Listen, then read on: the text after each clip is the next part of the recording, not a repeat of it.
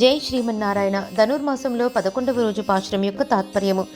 చక్కని వయసులోనున్న పశువుల యొక్క అనేక మందల యొక్క పాలను ఒక్కొక్కరే పిత్కగలిగిన బలము కలవారును, ఎదిరించిన శత్రువుల వద్దకి వెళ్ళి వారు నిర్వీర్యులగునట్లు యుద్ధము చేయు సామర్థ్యము కలవారును, ఏ రకమైన అధర్మములు చెయ్యక పరిశుద్ధ్యములయుండెడి గొల్లల యొక్క సద్వంశమున జన్మించిన ఓ బంగారు తీగ, తన పుట్టలో నిర్భయముగా విప్పుకొనిన పాము యొక్క పడగవలే విశాలమైన నడకలు కలదానా, ఓ సుందరి, అడవిలో స్వేచ్ఛగా తిరుగాడుచుండడి సుందర నెమలి వలె ప్రకాశించుదానా, త్వరగా విచ్చెయ్యవమ్మా.